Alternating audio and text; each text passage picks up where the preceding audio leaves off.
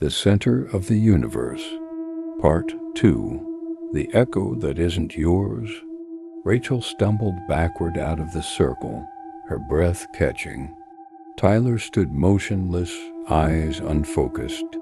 When she grabbed his shoulder, he blinked, and then smiled like nothing had happened. "Did you hear that?" she asked. "Hear what?" There was a voice. It said I belong here. Tyler laughed nervously. "Maybe it's just the echo messing with you. Let's go." They left, but that night Rachel couldn't sleep. In the silence of her room, she kept hearing faint whispering, not through her ears, but inside her head. Fragments of distorted sentences. "It's always been you. We waited to circle C's." The next morning she had a nosebleed, second one that week. By the third night her dreams began to change.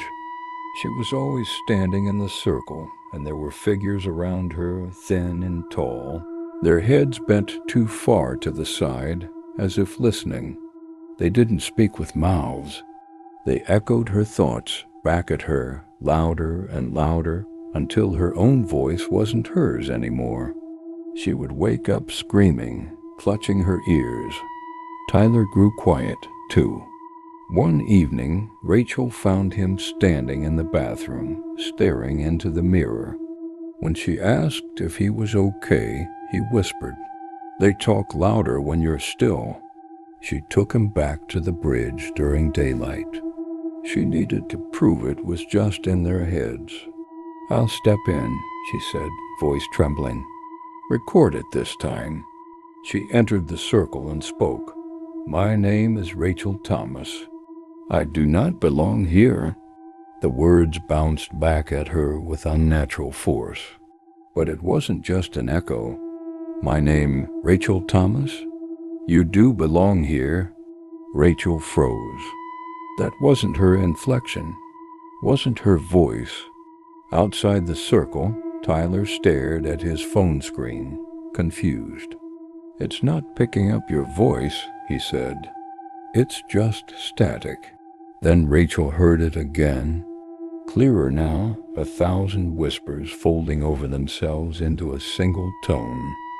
"Stay in the center. Stay. Stay. Stay." She tried to move, but her feet wouldn't respond. It was like the concrete had melted around her shoes. Tyler ran in and yanked her by the arm. With a hard pull, he dragged her out of the circle, and as soon as her foot crossed the boundary, her body crumpled to the ground. Behind them, the circle began to hum, a low, vibrating sound like an old engine warming up. People gathered on the bridge, staring. Not one of them stepped inside. Not one of them said a word. Rachel was helped to her feet. A man in a park uniform leaned close and whispered, "You should leave. You've been heard now.